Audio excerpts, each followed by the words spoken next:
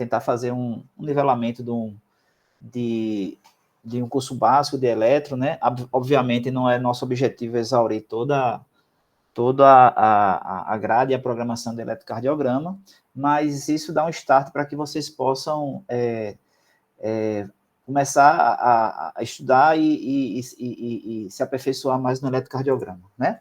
Então, quais seriam os motivos desse estudo, né, de estudar eletrocardiograma? Primeiro que é o dia a dia do médico, primeiro que é um exame absolutamente disponível, de rápida execução e de resultados imediatos, e que requer agilidade nas condutas após o diagnóstico. Ou seja, é um exame que você não vai aguardar um laudo. Por exemplo, a gente pede hoje uma ressonância, até porque idealmente a gente precisaria ter noções de imagem também, de ressonância, tomografia, etc. Mas no final das contas, você vai ver a opinião do especialista da radiologia, você pede isso na tomografia também, um ecocardiograma, você vai ver. Idealmente você precisaria ter noção de imagem, mas você tem um resultado, tem um laudo do especialista endossando ou confirmando aquela sua conduta. No entanto, eletrocardiograma, quem vai dar o laudo é o médico, né? Não preciso falar para vocês que aquele laudo que vem pronto, ele é absolutamente não confiável, né? Então, assim, é um exame que você, como médico geral, não precisa necessariamente ser cardiologista, vai ter que dar o laudo e a conduta de forma quase imediata. Por exemplo, quando você está no pronto-socorro, e aí você, paciente lá com doutorado, você faz o eletro, então você vai ter que dar o diagnóstico naquela hora e já tomar a conduta. Então, esse exame é um exame não só para a gente, né, médicos internistas de clínica médica, mas também para todo médico ter noção.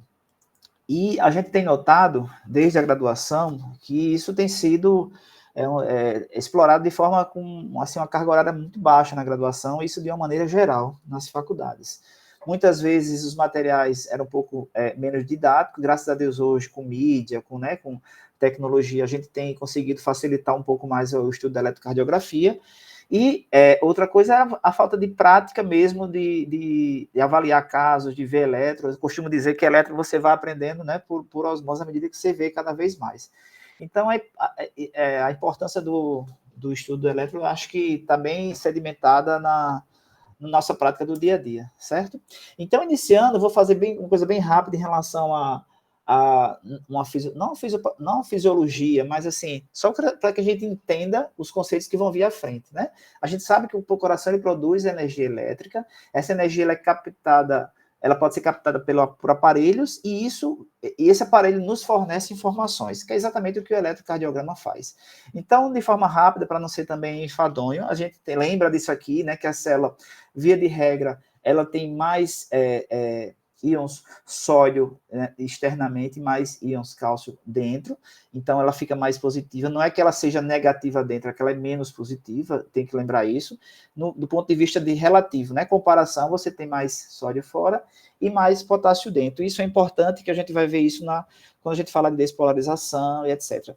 Tanto é que você vê que muitas das nossas medicações, muitas das nossas de antiarrítmicos, por exemplo, sempre envolve ativadores de canal de sódio, ativadores de canal de potássio, ativadores de canal de cálcio, porque são esses íons que vai formar, que vai desenvolver todo o estímulo nervoso, todo o estímulo elétrico, na verdade, que vai fazer a despolarização. Então, isso aqui é para a gente lembrar de como é uma célula no seu estado basal. Então, a gente tem que entender que isso aqui também vocês, assim, obviamente já sabem dessa noção, mas como eu acho que o objetivo da gente é nivelar, e aí alguns já me disseram que realmente tem uma dificuldade, então talvez isso aqui para alguns já tenha sido ponto, né, tranquilo de entendimento, mas eu acho que vale a pena a gente fazer esse nivelamento. Inclusive, muito do que eu estou falando aqui no outro, né, o ano passado a gente já falou mais ou menos sobre essa parte aqui do eletro normal, então muitos já se recordam disso aqui. Eu gosto muito dessas figuras que eu vou trazer, que obviamente não são minhas, mas que tem um muito didático, que eu gosto de apresentá-las. Então, você vê que na célula em repouso, né, você tem mais, novamente, não é cargas negativas, né, relativamente está menos positivo. Então, mas eu vou falando aqui negativo, vocês entendam isso. Então, mais negativo dentro, mais positivo fora. No momento da despolarização celular, você ocorre uma inversão desses íons, né? Então, você começa a ver cargas positivas vão entrar, notadamente os íons de sódio e vai ficar mais positivo dentro, e ela vai fazer toda a despolarização, invertendo a polaridade da célula no final da despolarização celular, tá? E aí depois vai haver uma repolarização. Aqui você está vendo a célula toda despolarizada e vai haver uma repolarização, e aí, novamente, a célula volta ao seu estado basal de repouso, tá? E aí, a gente precisa entender que como é que o coração vai produzir energia nesse sentido. Se eu coloco 2 polos fora aqui da célula, vocês vão ver que não existe uma diferença de potencial, né? Então, a gente tem um potencial zero aqui, se eu fizer... Lembra que quando a gente tem lá da física, a diferença de potencial é quando tem diferença de potencial entre 2 polos. Na verdade, aqui a gente não tem. No entanto, se eu coloco o eletrodo dentro da célula, você consegue ver a diferença de potencial entre um polo e outro. E aí, notadamente, na célula cardíaca, essa diferença de potencial é de menos 90. E aí, é esse o estado basal, digamos assim, de uma célula em repouso, certo? Isso vem daqui, que a gente coloca a diferença de potencial interna do intracelular e do extracelular. Dito isso, a gente sabe, vocês também lembram muito dessa figura já que a gente já conhece, que nada mais é do que o potencial de membrana na despolarização celular. Primeiro você tem aqui um potencial de membrana em repouso, que é esse número que eu falei para vocês, de menos 90, e aí quando você tem o estímulo do início da despolarização, íons de sódio vão entrar, vai ocasionar a fase zero da despolarização, e aí um influxo muito grande de sódio, fase zero. Nessa fase 1, você tem uma saída discreta de sódio, fazendo com que haja o início de uma queda desse potencial de membrana. Depois, meio que existe um platô, onde você tem equilíbrio entre a entrada de cálcio e a saída de potássio. Nessa fase 3, você tem uma queda do potencial de ação rápido pela saída rápida de potássio. E depois, na fase 4, você volta ao basal. Então, novamente, você vê que tudo se gira em torno desse potencial de membrana. E percebam que os íons que estão aqui são justamente os íons que a gente vê nas alterações hidroeletrolíticas, no distúrbio da condução, né, nas arritmias. A gente fala muito sobre cálcio, sobre potássio. De novo, os antiarrítmicos, basicamente, eles interferem nesses canais de íons, certo? Então, vem tudo daqui, dessa fisiologia do potencial de ação da membrana cardíaca, tá? Acho que quem teve na aula do ano passado lembra um pouquinho dessa figura, que é uma figura do manual de eletrocardiografia que eu gosto muito de ver, que assim é bem didático em relação a isso, porque a gente precisa agora transicionar essa questão que eu falei de despolarização para a prática do coração. Então, quando existe uma despolarização, você forma um vetor, né, de despolarização. E lembra que vetor é uma grandeza física, né, em que você tem módulo, direção e sentido. E na medida que as células vão despolarizando, ela vai formando um vetor, um sentido de vetor da sua despolarização. E isso é muito importante que a gente entenda, para que a gente entenda como é que o estímulo cardíaco ocorre, tá? Então, por exemplo, o vetor é uma grandeza que ele tem módulo, direção e sentido. Nesse caso, né, o módulo é o tamanho, né, é o sentido, né, da direita para a esquerda, e a gente está olhando, no caso, vendo na posição anatômica, né, e nesse sentido. Dito isso, a gente já começa a tentar entender o que é a noção de vetor para a eletrocardiografia. Então, eu queria que vocês entendessem isso. O vetor do coração, ou qualquer vetor, ele funciona como sendo digamos assim, convencionou-se que o vetor ele vai ser positivo de acordo com o observador quando o vetor chega no sentido do observador. Isso é convenção. Exemplo, esse vetor aqui, para esse observador, ele está vendo o vetor chegando. Para esse observador aqui, ele está vendo o vetor saindo. Essa ambulância aqui faz uma analogia, por exemplo, com o som de uma ambulância, né? Se você tem uma ambulância que está, para esse observador aqui, ele vê o som chegando, aumentando, então é positivo. Esse observador aqui vê o som da ambulância se afastando, então é negativo. Esse observador, você vê ela, que a gente chama de fásica, ou seja, inicialmente ele aumenta, depois ele diminui, tá? Acho que é um exemplo comparativo que dá para entender tranquilamente. E a gente vai ter que entender, agora olhando nessa noção de vetores, que nada mais, a despolarização do coração nada mais é do que um vetor que inicia aqui no nó sinusal e vai em direção, finalizar aqui lá no músculo cardíaco, tá? Então ele vem nesse sentido.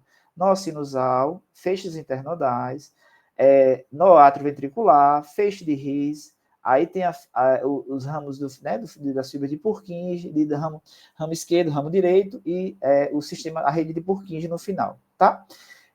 Dito isso, a gente vai ver que o potencial de ação é um pouco diferente, daí vocês vão ver que existem células de despolarização rápida e despolarização lenta.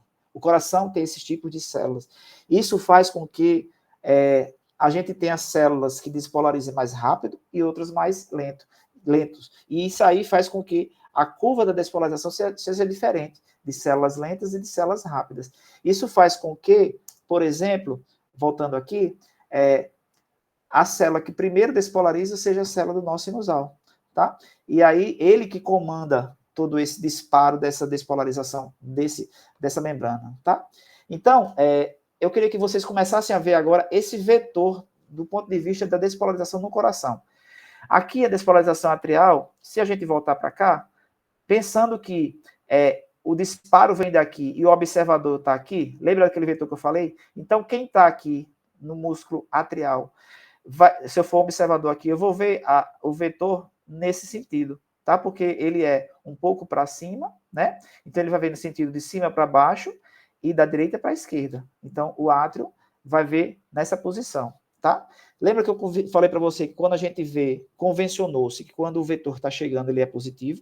Então, a despolarização atrial vê esse vetor positivo. Aí, já dando um spoiler, por isso que a gente espera que no ritmo sinusal, que é esse que eu estou falando, que origina-se lá no nó sinusal, a onda P é positiva em algumas derivações. Por conta disso, porque a gente espera que o vetor normal, natural, seja positivo nessa derivação, tá?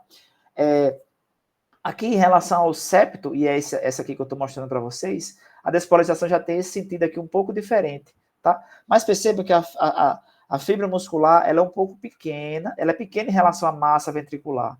E isso, quando vocês vão ver vetor resultante, na verdade, ele não consegue desviar o eixo. Por isso que algumas vezes, quando você tem uma sobrecarga de ventrículo direito, uma sobrecarga septal, um septo muito hipertrófico, você consegue desviar o eixo. Por conta disso, porque a massa muscular é tão grande que consegue desviar esse eixo. Mas nas condições normais, esse septo não tem o poder de fazer com que o eixo desvie para cá, tá? E aí, só que ele fica meio que um aspecto um pouco negativo. E aí já começa a despolarização no QRS, né? Que pode ter essa onda um pouco mais negativa, certo? A despolarização ventricular da massa mais forte, que é do ventrículo esquerdo, ela tem esse sentido, que é essa parte aqui da musculatura. Então, perceba que como o módulo daqui é maior, a história do módulo do vetor, então ele tende, né, a massa ventricular vai puxar esse vetor mais para essa direção, que é justamente onde ocorre o QRS do nosso elétron, tá? Por fim, a gente ainda tem uma despolarização ventricular que segue o sentido oposto, que é nessa parte basal aqui. Lembra-se que né, aqui da base e aqui é a ápice, aqui base. Então, aqui a despolarização é nesse sentido inverso. No entanto, a massa muscular não consegue puxar o eixo para esse sentido, tá? Se houver o desvio de eixo final, ou seja, o resultante para cima, alguma coisa alterada está, tá? Já dando spoiler, por isso que vocês percebem que muitas vezes um paciente que faz um ataque à arritmia, um ataque cardíaco ventricular. A aula é de eletronormal, mas eu vou sempre falando algumas coisas sobre a patologia. Um ataque cardíaco ventricular. Você espera que o AVR, lá naqueles critérios de Vereke, ele seja positivo, porque ela vem de baixo para cima. Então, o AVR que está nessa posição aqui, a gente vai ver na frente, ele vem positivo. Então, por isso que ele vai estar largo e positivo, porque não é um sentido normal, tá? Então, o sentido do eixo cardíaco resultante, no final das contas, é isso, da direita para a esquerda, de frente para trás e de cima para baixo, tá? Esse é o vetor resultante cardíaco normal. E isso tem um motivo, porque a gente vai transportar isso aqui, quando a gente fizer o eletrocardiograma, né, no paciente, a gente faz o eletrocardiograma, lembra que esses pontos que a gente coloca aqui, nada mais são do que observadores. Lembra que eu falei do observador? Do paciente lá, do observador que está vendo a ambulância chegando, digamos que esse aqui seja os observadores que vão ver os vetores do coração. Nada mais é do que vetores que eles veem em determinada posição. Sempre pensa assim, tá? Então, a gente precisaria ver derivações para a gente entender esses vetores. Então, esse aqui é o nosso primeiro eletrocardiograma, né? Que aí a gente, justamente, Heitor, ele conseguiu formar, primeiro, 3 derivações que a gente usa no plano, né, periférico, por exemplo, a derivação D1, que a gente chama, né, que ele pegou 2 polos. Lembra que eu já falei, tem que ter 2 polos para ter um vetor, a saída e a entrada. D1 em relação à derivação que sai do braço direito para o braço esquerdo, D2 do braço direito para a perna esquerda, e D3 do braço esquerdo para a perna esquerda, tá? Então, essas derivações são as periféricas que a gente viu aqui no primeiro eletrocardiograma. E aqui, também outras derivações periféricas, sendo que o outro polo é já o próprio coração. A gente não faz entre braços, né? O próprio coração. Quando você vê do coração para o braço direito, a gente tem o AVR de right, né? Direito. Aqui do coração para o braço esquerdo, o AVL de left, e do coração para a perna, a gente tem o AVF de foot. E aí, se a gente juntar essas, eu falei 6, né? 3, depois mais 3. Então, a gente já tem 6 derivações periféricas, e a gente vai colocar no eixo do coração. Então, a gente percebe que a gente tem essas 3, D1, D2, D3, certo? AVR, que eu vi para vocês, é do coração para o direito, e AVL, tá? Já dando outro spoiler, vocês entendem porque quando eu falo que o paciente suprou inferior, qual é a derivação inferior? D2, D3 e AVF? D2, D3 e AVF. Esse é o porquê, certo? Olha aqui também, AVF, D2 e D3. Então, elas são as derivações inferiores, tá certo? Quando a gente fala, o paciente pegou parede lateral, D1 e AVL, por isso aqui, tá? Então, se você entende, você quando pega aquele eletro, você sabe se o supra é inferior, já dando outro spoiler, se o supra é inferior é por conta disso, se a AVL é por conta disso, tá certo? Essas são as derivações periféricas. E aí, no plano horizontal, a gente também vai ter as derivações precordiais, tá? Que são as outras 6, e a gente conforma, fecha o eletro de 12 derivações, tá? É importante vocês lembrarem do posicionamento. A imagem talvez não esteja 100% certa do ponto de vista anatômico, mas é importante que vocês entendam, tá certo? Que como funciona isso, até porque a gente vê, assim, coisas bem bizarras que quando é feita em relação ao eletrocardiograma. Muitas vezes você vê a técnica coloca V1 aqui, V2 aqui, V3 aqui. Então, vocês têm que entender um pouco da anatomia de como é esse posicionamento, tá certo? V1 no quarto passo intercostal direito, V2 no esquerdo, aí V4 na linha hemiclavicular, V3 entre V2 e V3, aí V5 na linha axilar anterior e V6 na linha axilar média. Então, tentem ter essa noção anatômica. Claro que vai ter variações, paciente obeso, mulher com mama grande, mas assim, não deixe que fique muito bizarro, porque isso vai interferir no eixo, vai interferir aonde esse observador está vendo, tá certo? Então, resumindo, nada mais é do que o eixo do coração, nesse sentido, quando a gente vê chegando é positivo, quando vê saindo é negativo, tá certo? E quando ele vê nessas duas fases, ele é isodifásico, tá? Então, mais uma vez, esse é nosso eixo do coração. O que é que a gente pode concluir aqui? Que sempre a gente, quando vê um eixo, para a gente chamar que ele é sinusal, em tese, esse eixo vai estar positivo, né? Aqui em D1, positivo aqui em D2, e também pode estar positivo em AVF. Lembra que da matemática, a gente sabe que, por exemplo, nessa derivação D1, positivo é daqui para cá, né? Tudo que estiver nessa linha aqui, de 90 graus, para cá, toda essa área é positivo, toda essa área é negativa. De AVF, né? Tudo que estiver daqui para cá, para baixo, é positivo, daqui para baixo é negativo. Daí que a gente vai ver alguns desvios de eixo, etc. Mas aí isso aqui já serve para a gente entender por que o ritmo sinusal, a gente procura ver se está, por exemplo, positivo em D1 e positivo em AVF, está dentro do eixo que a gente espera, né? O eixo fisiológico, o eixo normal é entre 90 e menos 30, certo? Para não acima de menos 30, ou seja, mais negativo, a gente tem desvio de eixo para a esquerda, e para cá a gente tem desvio de eixo para a direita, quando é mais de 90. Nas sobrecargas, nas anatomias, em algumas patologias que a gente vai ver um pouquinho mais para frente, tá? Existe essa questão de se achar o eixo, tá? Mas eu acho que não é objetivo fazer tudo aquilo de acho o isoelétrico, ver qual é maior ou menor. acho que vocês podem ver isso com um pouco mais de calma, mas assim, o que é interessante vocês entenderem. Qual é o eixo normal do coração? É o sinusal. Então ele tem que estar, lembra que eu falei para você, tem que estar positivo aqui, ó. QRS positivo em D1, positivo em D2. Aqui a VF está positivo também. Então, aqui você vê que o eixo está dentro do normal. Então, você já consegue saber que o eixo está fisiológico, tá certo? Claro que a gente já viu que é ritmo sinusal um pouco mais à frente, mas eu estou falando de eixo, não de ritmo, tá certo? Então, ela está positivo em D1, está positivo em D2 a VF, aí você volta para cá, você vai ver, não, então ele está com eixo normal, então não tem desvio de eixo, que é importante se saber, para saber quando tem sobrecarga, quando tem algumas outras patologias, tá certo? Por exemplo, se a gente olha aqui, a gente vê que o eixo, ele tá, o QRS, ele tá com desvio, tá aqui, ó, o D2 está negativo, a VF está negativo também. Então, a gente consegue ter ver que não tá mais, se a gente voltar, aqui, ó, D2 ele tá negativo, tá? E a VF também está negativa. Então, ele tem um desvio mais para o lado de cá. Como o D1 é positivo, não está para esse lado, está para cá. D2 negativo, então você tem um desvio de eixo para a esquerda, certo? Nesse caso aqui. Você vê que aqui, ó, D2 negativo, D3 negativo, isso aqui nada mais é do que um BDAS, que a gente vai ver um pouco mais na frente, tá certo? Então, a gente entenda sempre isso. Se tiver entre menos 30 e 90, é o eixo normal, desviou, ou seja, o D2 está negativo aqui, com a VF negativa, a gente, via de regra, você vai ver algum desvio para a esquerda. Sobrecarga, bloqueio de ramo, sobrecarga de ventrículo esquerdo, pode ter esse desvio, e algumas outras patologias também desvio para a direita, tá certo?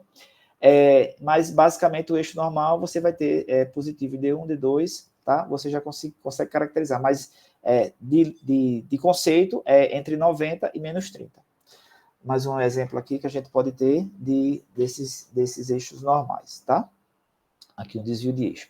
E aí o eletro, existe várias formas de você avaliar um eletro, tá? Existem tipos, né? Cada deriva às vezes gosta de mostrar uma forma, um método tal. Eu gosto muito desses métodos dos 9 passos, né? Que você tem que seguir isso aqui porque você não come bola, digamos assim, no termo mais usual. Porque você sendo metódico nisso aqui, você não vai conseguir deixar passar. E aí vai acabar que com o tempo isso aí vai ficar medular para você. Sempre ver identificação, padronização, frequência e ritmo, e a partir daqui você começa a ver o eletro em si, desde a onda P, intervalo PR, complexo QRS, segmento ST, onda T e intervalo QT, tá? E na identificação, por que é importante? Não avalie eletro que não tem nome, tá? Você tem que ver, até porque se você está avaliando o eletro de uma mulher, é diferente por conta da mama, se você está avaliando um eletro de uma criança, é absolutamente diferente. E outra, você com eletro que você não tem identificação, você pode dar um diagnóstico errado para uma pessoa errada. Então, lá no Santa Isabel, digamos que o eletro está aquelas pastas que mudou tudo. Se, doutor, eu acho que é esse porque trocaram da pasta. Não está com nome, na hora que fizer, bota nome. Não está com nome, não tem problema, faz outro. Não avalie eletro sem nome, tá certo? Então, isso é super importante, até porque você vai ter que avaliar quadro clínico, a altura do paciente vai mudar, então cada paciente tem sua avaliação. Então, não avalie eletro sem nome, tá? Padronização, isso aqui você já deve ter visto. Infelizmente, no Santa Isabel, a gente tem essa dificuldade porque nosso papel lá não é milimetrado, né? Então, a gente tem tentado ver se a gente consegue fazer isso, mas o eletro que a gente tem habitualmente hoje não é. Mas, assim, a gente precisa preparar para o normal, digamos assim. Então, lembra sempre que é dividido em quadrados, né? Esse quadradinho que a gente chama, né? Nesse nome mais popular, ele equivale a 1 milímetro, que é 0,1 milivolt, tá certo? Então, sempre lê um quadradinho, 1 milímetro, 1 milivolt, tá? No sentido do vertical. Quando a gente vê nesse sentido, também é 1 milímetro, obviamente, e ele aqui é a velocidade, que é 40 milissegundos, ou 0,04 segundos, tá? E aí, isso aqui a gente vai ver que a cada 5 quadradinhos disso que eu falei, você tem um quadradão, digamos assim, que a gente vai quantificar a frequência, ritmo, etc. Então, só para a gente ver, a velocidade no padrão vai correr a 25 milímetros por segundo, tá certo? Aqui, ó, 0,1 milivolt, aqui você tem 0,04 segundos ou 40 milissegundos, certo? Então, esse é o padrão da velocidade, da amplitude, da voltagem, tá certo? Então, cada 5 quadradinhos tem 0,2 segundos ou então 200 milissegundos. Isso vai ser importante que a gente vai saber, por exemplo, quando eu disser, ó, o QRS está com 160, acima de 160 milissegundos, você considera um bloqueio de ramo esquerdo. Aí você vai dizer como é 160 milissegundos. Aí você vai entender que o quadradão grande tem 200. Então, você precisa saber essas medidas, tá certo? Claro que isso vai, de forma... à medida que vocês forem praticando, vai ficando mais medular. Então, vamos dar uma olhada. Por exemplo, inclusive, tem essa outra legenda aqui, que é uma imagem, né, que é uma convenção, né? Essa torre aqui, ela equivale a 2 quadradões. É porque não está simétrico aqui, mas ele equivale a 2, ó, tá certo? Então, isso aqui nada mais é do que a formulação da amplitude, que ou ele vai vir com esse formato aqui desse símbolo, ou ele vai vir com o padrão N, que é esse número aqui, ó, ou então 10 milímetros por milivolt. Perdão, cadê? Deixa eu mostrar aqui. Isso, 10 milímetros por milivolt. Aí o que acontece? A padronização normal é essa, 20 milímetros por segundo, N, e essa torre aqui com 2 quadradões, tá certo? Então, sempre avalia a padronização, porque isso pode fazer com que você dê um diagnóstico errado. E, às vezes, você pode até alterar isso intencionalmente. Vou mostrar para vocês como. Por exemplo, aqui você, quando bate o olho, inclusive, nosso eletrocardiograma atual, que a gente está no Santa Isabel, já pedi para a gente tentar configurar, vocês vão ver que os últimos elétricos têm saído até pequeno, assim, dessa forma, porque está lá 5 milímetros. E aí ficou com a voltagem, com a baixa voltagem, tá? Simulando uma baixa voltagem, um tamponamento, ou qualquer outra coisa, mas na verdade ali era configuração. Esse aqui não é configuração, ele está N, ó. Quando é N normal, quando é N sobre 2 está reduzido, quando é 2N está aumentado. Então, esse aqui está normal. Realmente aqui é patológico. Alguma coisa, sobrecarga, tamponamento, chagas, ou qualquer outras patologias que possam dar baixa voltagem, tá certo? Então, aqui, por exemplo, se você olhar, tá com N, então tá normal, e tá correndo a 25. Então aqui é normal, aqui parece uma sobrecarga. Mas quando você olha aqui, você pensa logo que isso aqui pode ser alguma alteração de configuração. Mas quando você vê aqui, tá equivalendo a 2 quadradões. Então, tá dentro do padrão. Aqui realmente é uma sobrecarga ventricular esquerda, que a gente vai ver mais para frente, tá? Mas se a gente olha aqui, ó, por exemplo, o que é que vocês podem ver? Aqui tá correndo o papel a 50 milímetros por segundo. E aqui está mostrando como se simulando uma bradicardia, percebem? A gente vai ver ali em relação à frequência, como calcula, mas se você olhar aqui, ó, usando aquela forma, né, prática, 300, 150, 175, ou seja, está menos que 40 de frequência. Mas o que é que a gente ocorre? Está aqui correndo o papel a 50 milímetros por segundo. Mas, doutor Fábio, não era para estar rápido não, que é 50, mas percebo, isso não é intuitivo, isso é para você pensar ao contrário, porque na verdade 50 é a velocidade que o papel corre. Então, se o papel corre rápido, cada vez que o elétron registrar um QRS, o papel já correu. Então, ele fica fazendo bradicardia. Vocês entenderam? Porque não é a frequência da rapidez, é a frequência que o papel corre. Então, se ele está correndo rápido, o registro aqui vai demorar a ocorrer, aí o papel já passou. Então, ele simula a bradicardia. Então, aqui você pode dar erradamente um diagnóstico de bradicardia sem ser. Então, olha a frequência, o padrão. Então, aqui seria 25 e não 50, tá?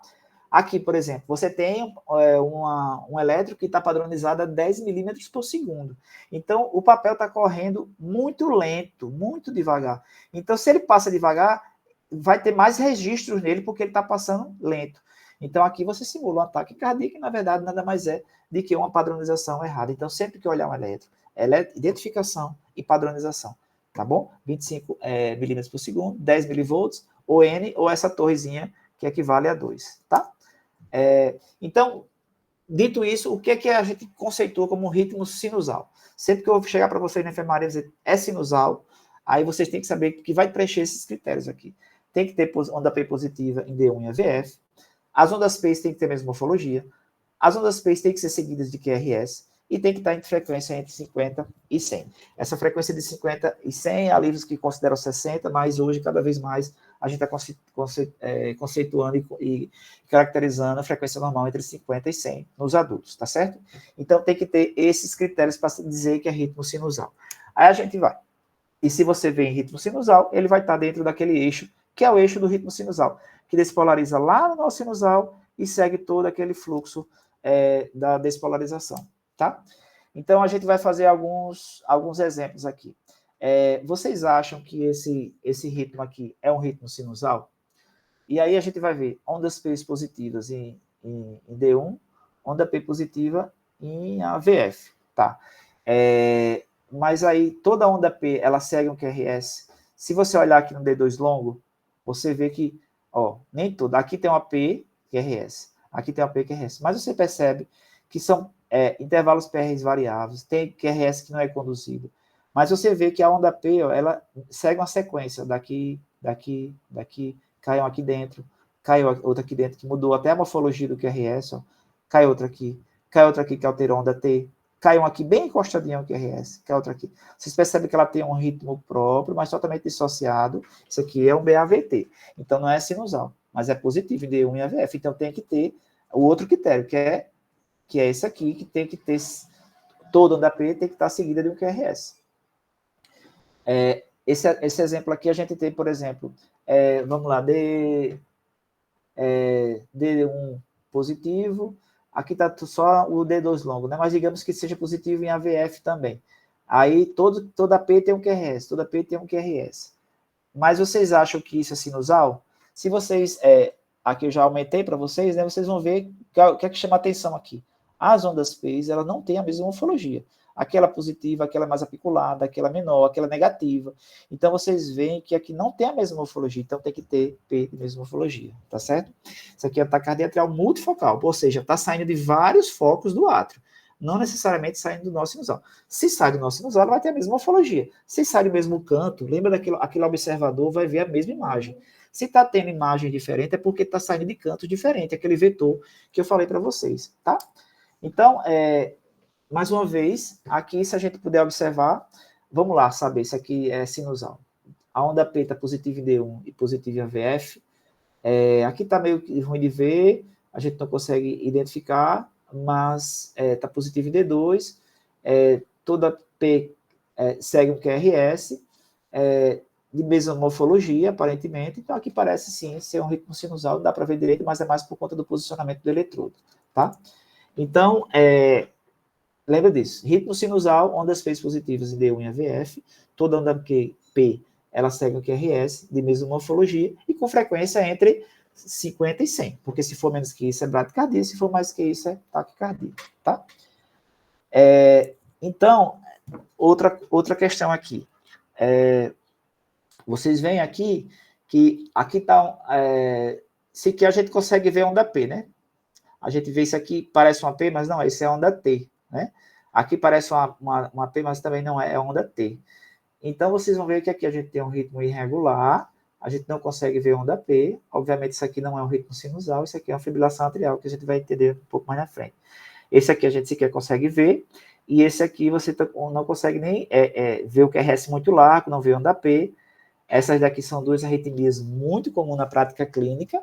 Essa daqui, graças a Deus, é a mais comum, ela é menos, digamos assim, a taxa de mortalidade, ela é menos, de forma imediata, né? Ela é menos incidente que a fibrilação atrial, mas que é a arritmia cardíaca mais comum na prática clínica. E essa aqui, bem mais grave, que você tem que tomar uma conduta imediata, é a taquicardia ventricular, né? A chance de degringolar para a fibrilação atrial e a sistolia e óbito aqui é muito grande. Então, aqui são duas arritmias importantes. Mas, claramente, isso aqui eu botei para ilustrar, mas vocês veem que isso aqui não é sinusal, né? Dito isso, a gente vai entrar agora, eu falei, então, de identificação, falei para você de padronização, de ritmo, né? E que é o ritmo sinusal, do eixo, deu uma noção de eixo, de novo, não exauri o assunto, que vocês vão dizer, a gente conseguiu aprender a identificar a posição do eixo, não era o objetivo da aula, estou deixando isso bem claro, certo? Então, a gente vai ver a onda P, estudando agora o elétron em si, tá? A onda P. Então, a onda P, o que é que corresponde à onda P? A onda P corresponde à despolarização atrial, né? Vocês entendem que por que o átrio direito ele despolariza antes do átrio esquerdo? Claro, porque o nó sinusal está muito mais próximo do átrio direito. Então, em tese, se a gente conseguisse ver isso de forma separada, a gente veria o átrio direito despolarizando e o átrio esquerdo em seguida, tá? Só que acaba que a gente junta, né, uma sobre a outra e a gente acaba que, na maioria das derivações, a gente vê uma onda só, né? E essa, no máximo, geralmente ela tem uma amplitude no máximo de 2,5 milímetros, e lembra que naquela padronização que eu falei para vocês, seria 2,5 quadradinho. Acima disso, você tem uma sobrecarga, e, via de regra, se é para cima, ou seja, nessa amplitude aqui, a gente vê uma sobrecarga de átrio direito, e se é na duração, a gente vai ver de átrio esquerdo, porque justamente é isso, o átrio direito, quando aumenta, ele vai para aqui, para cima, e o esquerdo aumenta a duração, tá? E a duração é até 0,11 segundos, ou seja, se cada... vai ser no máximo ali 3 quadradinhos, certo? Então, essa é o normal da onda T. Além disso, você vai ver sobrecarga. Por exemplo, aqui, o que a gente vê? Vocês estão percebendo, por exemplo, aqui em D2, tem uma onda P muito grande. Então, aqui a gente consegue claramente entender que a gente tem uma sobrecarga de átrio direito importante. E algumas patologias a gente vai entender como sobrecarga de átrio direito, hipertensão pulmonar, algumas patologias congênitas fazem com essa sobrecarga de átrio direito. Então, se bate o elétron D2, vê uma onda P super alta aqui na amplitude, você vai entender que isso aqui tem a sobrecarga de átrio direito, tá? Então, os critérios de sobrecarga de átrio direito, você tem uma onda P maior do que 2,5 milímetros nas derivações inferiores. Por que inferior? Porque a onda, aquele eixo, ele vai estar vendo positivo, tá? Não vou mais repetir sobre eixo, vocês vão ficando cada vez mais entendendo esse conceito. Sobrecarga de átrio esquerdo, quando você tem mais de 3 quadradinhos de duração, né? Ou seja, mais de 0,11 milissegundos, você pode ver até a onda P, ela pode ficar até bífida, porque você vai ver que ela aumenta a duração, tá certo? E quando você olha para D1 e você vê uma onda T negativa, isso é que a gente chama de índice de Morris. Mas, por exemplo, essa onda P aqui, ó, ela com certeza tem mais do que 3 quadradinhos. 1, 2, 3, é porque o início é mais aqui. Então, a gente tem uma sobrecarga de átrio esquerdo aqui, tá certo? Eu não quero, assim, no objetivo falar do patológico, mas eu vou sempre citar o normal.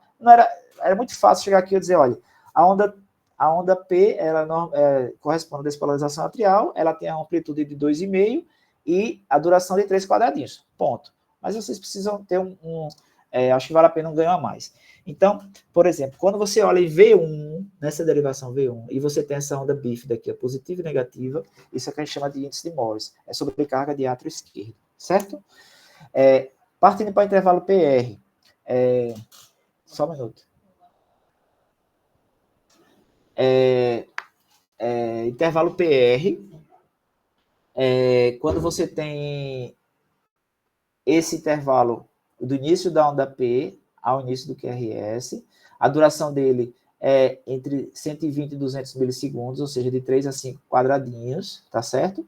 E aí, o que é que ele tem de importância nesse PR? Quando você tem esse PR alargado, o que é que corresponde ao PR lá no eletrocardiograma? Ele corresponde àquele nó sino atrioventricular, ou seja, é a pausa, por isso que você tem esse platô aqui, é a pausa entre a despolarização do átrio, que é a onda P, e a despolarização do ventrículo, que está por vir, que é o QRS.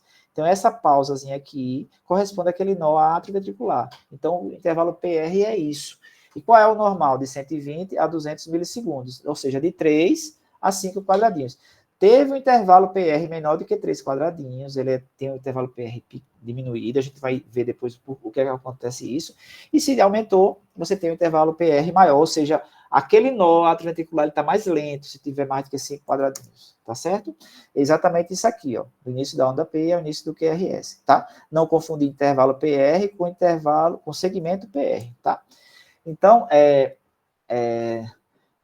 por exemplo, aqui, como é que está o intervalo PR? Se a gente pegar aqui, ó, início da onda P até o início do QRS. Então, esse intervalo PR claramente tem mais do que 3 quadradinhos aqui. Então, você tem um intervalo PR aumentado. Isso dá um diagnóstico. Qual é o diagnóstico? Se você tem o intervalo PR, o que é o intervalo PR? É o nó atrioventricular segurando demais. Isso está fazendo um atraso de condução. Isso é um bloqueio. Nesse caso, está um bloqueio contínuo, de apenas alargamento do PR, isso é um BAV de primeiro grau, tá certo? Então, ou seja, o intervalo PR é aquela pausa no nó atrioventricular e aí aqui a gente considera como sendo um bloqueio AV de primeiro grau, certo? Então, mais uma vez, não era só dizer aqui a vocês que o intervalo PR é 200 milissegundos, mas você lembra, então quer dizer que passou de 200, como é o nó atrioventricular, então isso aqui é um bloqueio de primeiro grau, bloqueio atrioventricular de primeiro grau, porque o nó atrioventricular está mais lento, aquele sinal que a gente chama, né? Aquela pausa está maior, o sinal está demorando a abrir, então você tem um bloqueio atrioventricular de primeiro grau, então nada mais é do que o aumento do PR, tá?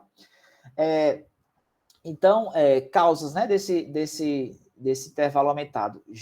Mais uma vez, é aula de eletro normal, mas não tem como eu não citar algumas coisas. Então, por exemplo, degeneração do feixe de condução, você muitas vezes, paciente idoso, vai, né, tendo um BAV de primeiro grau por degeneração mesmo do sistema de condução, vagotomia em atleta, distúrbio hidroeletrolíticos, medicamentos, endocardite, ou às vezes você tem um abscesso aqui na válvula da cardíaca, ó, e o feixe nervoso passa entre as duas válvulas, mitral e aórtica.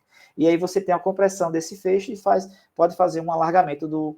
Então, por exemplo, você vê uma paciente com endocardite que bloqueou, que fez um BAVD primeiro. Isso pode ser uma compressão do nervo por algum abscesso pela endocardite, certo? Intervalo PR curto. Eu lembro que eu falei para vocês de 120 a 200. Menos que 120, ó, como o intervalo PR está bem pequenininho aqui, ó. Talvez alguns de vocês já lembrem que patologia é essa, onde você tem um intervalo PR bem curtinho e essa subida lenta aqui do QRS. Isso aqui é a onda delta. Isso aqui é a pré-excitação, tá certo? De uma via acessória. Isso, quando tem sintomas, a gente chama de síndrome de Wolff-Parkinson-White, tá? Então, é a pré-excitação, ou seja, o PR menor. Ou seja, aquele sinal que é o nó atrioventricular está lento, e aí o estímulo está passando mais rápido. Perdão, está lento, não, está rápido. Você não consegue segurar tanto o estímulo. Ou seja, se era para eu ter uma pausazinha ali de 120 milissegundos, está menos que isso. Então, rapidamente, entre a despolarização do átrio, que é aqui, e a despolarização ventricular, quase você não tem essa pausa, tá? Então, isso foi o intervalo PR, tá certo? Passando, já agora chegando no QRS, o QRS, primeira coisa, você tem que olhar quando você olhar a morfologia dele, lembrar sempre dessa progressão habitual do QRS, que geralmente você tem um R mais pequenininho, digamos assim, em V1 e um R maior em V6, e o contrário é da onda S de V1 para V6. Então, R aumenta de V1 para V6 e S diminui de V1 para V6, certo? Isso é a progressão habitual. Obviamente, isso não é linear. Muitas vezes você tem aqui como aqui, o V5 é maior que V6, às vezes está igual, mas em média, por exemplo, se você olhar V1 e V6, você vai ter essa inversão da polaridade, tá certo? Como a gente vê aqui, ó, V1 aqui tem uma progressão que vai começar V2 já começa aqui VR, já aumenta R, V4 já tem aqui, parece até igual, mas você teve uma progressão. Por que isso é importante? Porque às vezes você vê como essa figura aqui, ó, uma progressão lenta, V2 fez só um discreto aqui, V3 já não tem, V4 já não tem. O que é que isso denota? Por exemplo, nesse caso, muitas vezes é um paciente que já infartou e você não tem despolarização, que a onda R nada mais é do que a despolarização. Lembra quando a gente tá, o paciente suprou, já passou janela, mas ele ainda tem onda R, ou seja, ainda tem músculo vivo. Se você pega um elétrico desse que já quase não tem onda R, isso aqui é o que a gente chama de zona elétrica inativa. Possivelmente esse paciente já teve um infarto anterior, tá certo? Então é importante vocês saberem a progressão habitual da onda R. Então, você pegou um elétron, fez essa análise de onda P, PR, chegou no QRS, deixa eu ver se a progressão habitual tá. Então, Fábio, não tem, ó, a onda R dele até V5 aqui, ó, tem um QS, pelo contrário, não tem R em canto nenhum. Ou seja, esse paciente pode ter tido algum evento coronariano prévio, tá certo? E muitas vezes também pode ter troca de eletrodo. Ó. Habitualmente você esperava que V1 aqui fosse menor, e aí V2 está menor. Pode ter troca de eletrodo, ou sobrecarga de ventrículo direito também faz isso, tá certo? Então, lembra dessa progressão, e isso pode interferir nas sobrecargas. Vamos falando de sobrecarga, lembra que o coração, quando você tem essa sobrecarga, hipertrofia, o coração fica, né, mais, digamos assim, forte, patologicamente falando, e aqui você tem a sobrecarga de pressão, aqui é a sobrecarga de volume. Lembrar que a gente fala no eletro, quando você está descrevendo no eletro, você fala sobrecarga. Quando você está descrevendo no eco, você fala hipertrofia. Você nunca fala, quando você vê aquele complexo QRS bem grande, você diz, tem aqui hipertrofia. Isso é o diagnóstico do ecocardiograma, tá? Você pode, a gente infere, ó, eu estou vendo aqui uma sobrecarga que pode ser um sinal de hipertrofia ventricular, mas o diagnóstico de hipertrofia no eco e sobrecarga que a gente dá no eletro, tá certo?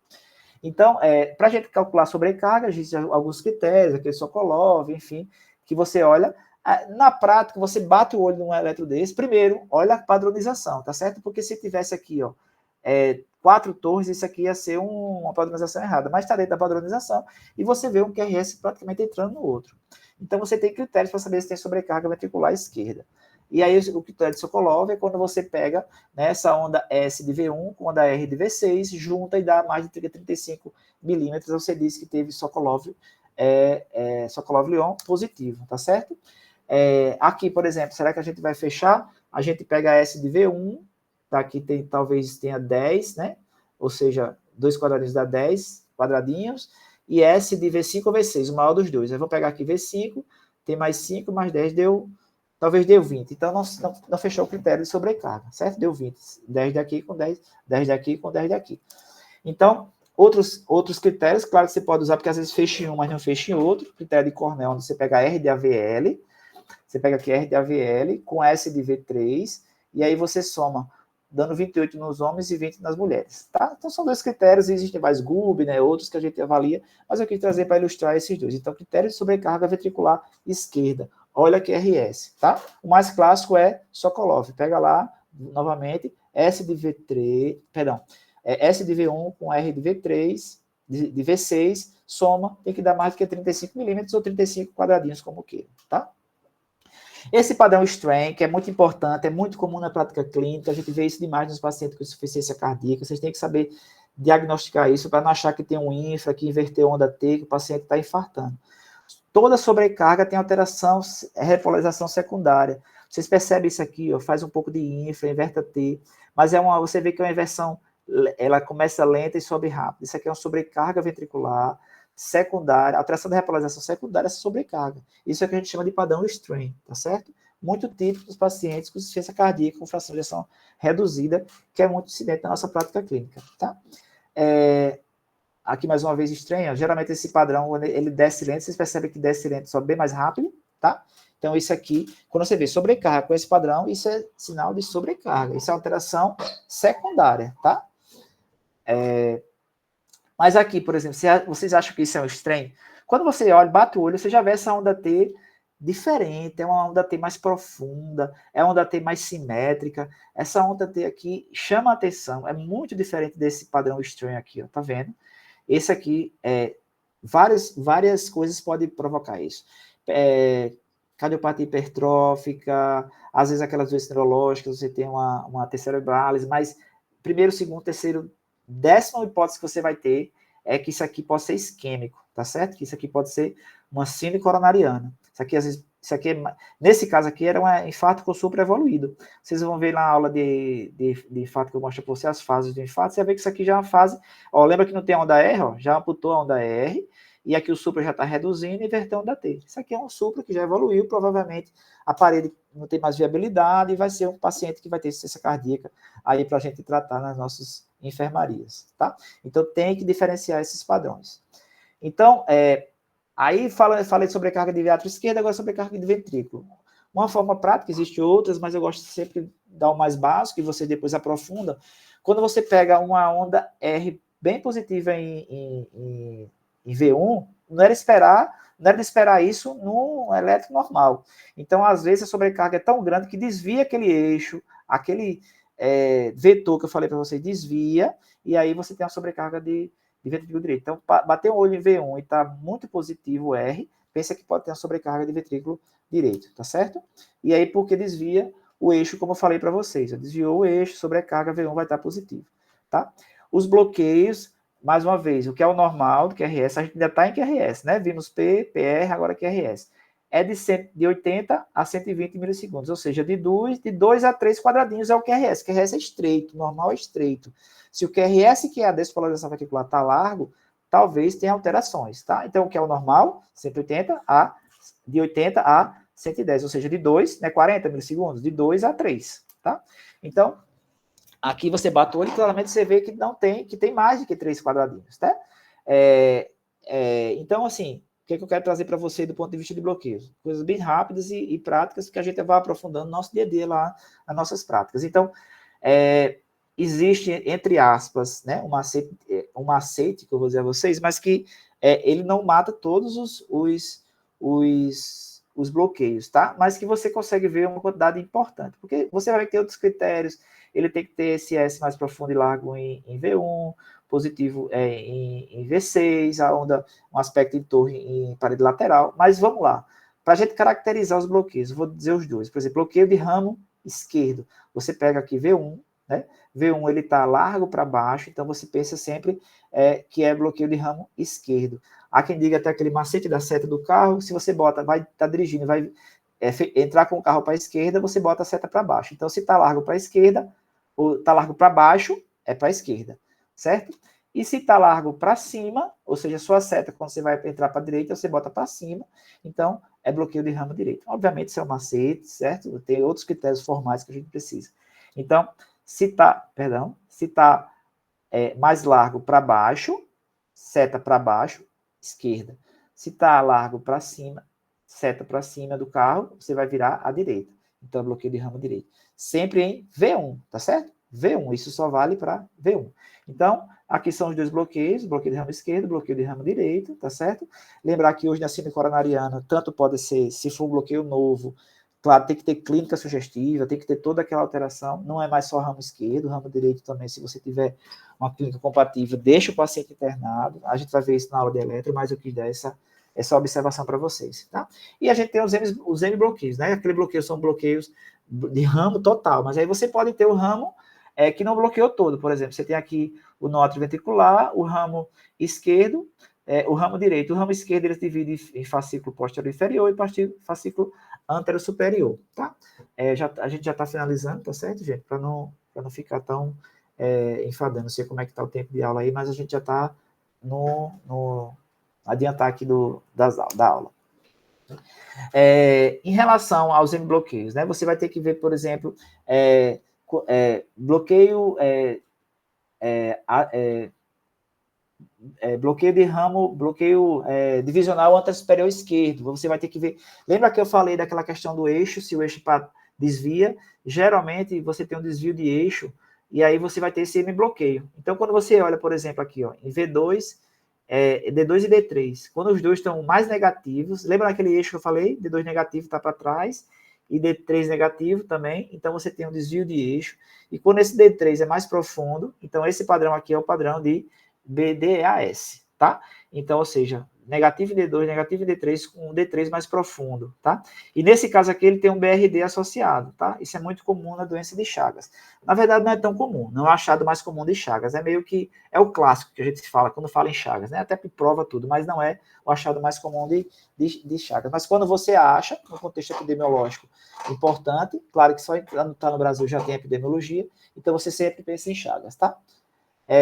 BDPI, quando você tem aqui mais também ondas negativas em parede lateral, RS em D1 e V3, você também pensa em BDPI, quando você tem esse desvio mais para a direita, né? Quando você tem D1 e AVL mais negativo, a onda Q pequena com ondas R alta nas derivações inferiores, né? Com o 3 maior do que o V2. Assim, o R de D3 maior do que o R de D2, certo? Esse é o BDPI, que é menos comum, tudo, mas eu quis trazer para ilustrar, tá? Segmento ST, a gente vai ter a mais importante do ST em relação aos infartos, tá? Mas só para vocês saberem que o ST começa aqui no ponto J, e tem esse segmento aqui, ST, que vai começar do final do QRS até o início da onda T. É importante saber onde começa e onde termina o ST, certo?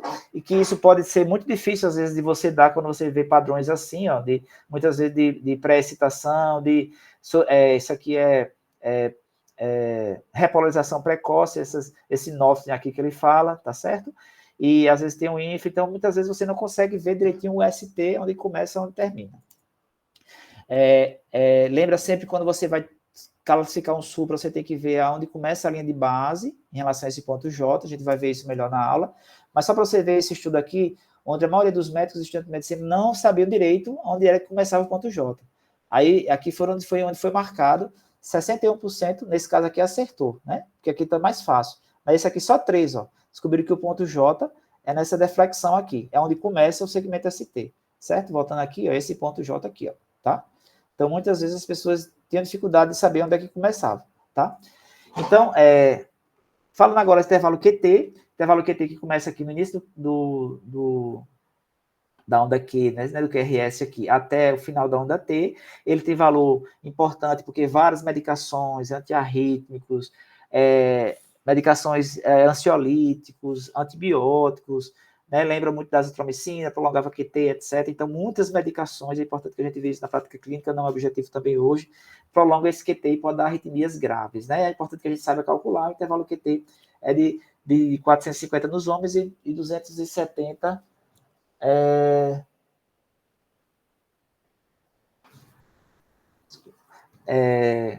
diz que e 270 nas mulheres, tá certo? Lembrar que tem isso que a gente fala, né, que é o período refratário absoluto, onde a célula não pode despolarizar, e tem um período refratário relativo. Aqui você pode ter um fenômeno que a gente chama R sobre T, uma nova despolarização nesse período, e desenvolver uma taquicardia grave, polimórfica, um tossado de points, por conta desse intervalo QT prolongado, tá certo? E aí você vai precisar chocar muitas vezes o paciente, tá?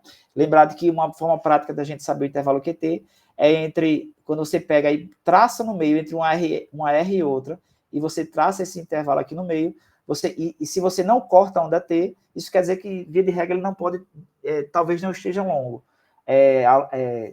prolongado. E se você faz essa divisão em 2 e passa uma linha no meio e corta a onda T, pode estar alongado. Isso aqui é só para você suspeitar e fazer as contas, tá?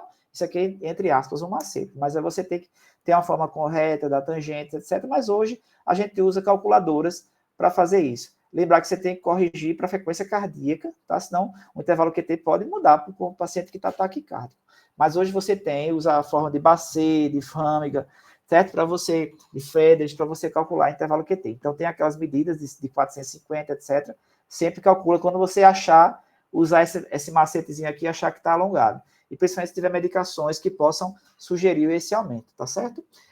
Por exemplo, aqui você vê claramente que o intervalo QT está aumentado. Se a gente partir aqui no meio, vai estar cortando essa onda T, tá bom?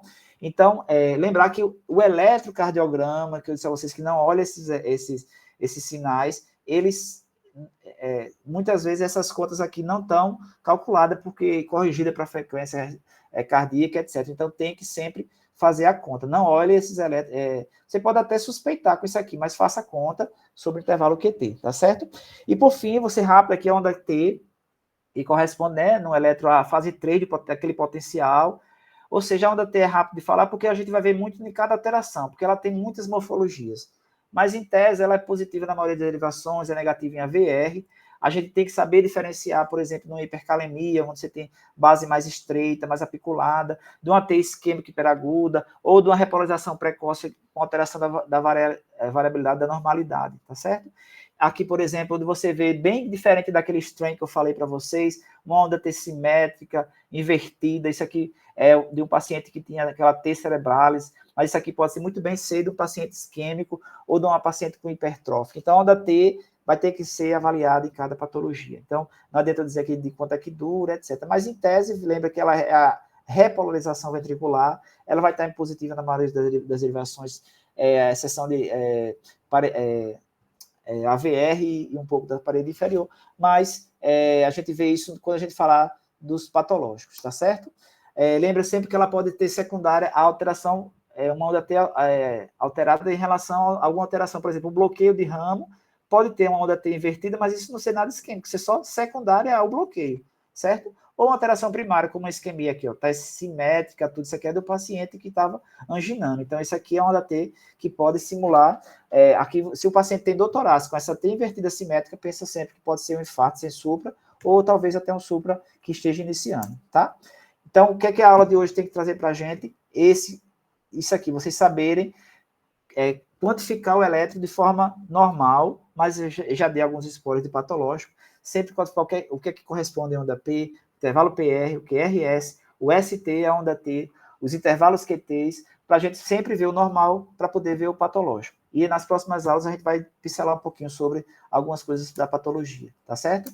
Obrigado. Obrigado, doutor. Foi ótimo, doutor Fábio. Mais uma vez. Professor. Obrigado, Paulo. Obrigado, Fábio. Obrigada, pessoal. A gente assistiu ano passado e assistiu esse ano, e mais uma vez foi excelente. Valeu, doutor Fábio. A Obrigado, gente gente. podia abrir para dúvida agora, né, pessoal? Esse foi só do ECG normal, né? Eu trouxe algumas coisas assim para ilustrar o ECG normal. Quando eu falava, por exemplo, do intervalo PR, então você saber quando ele está aumentado é um bloqueio do primeiro grau, quando está encurtado você tem uma pré-excitação, porque ficaria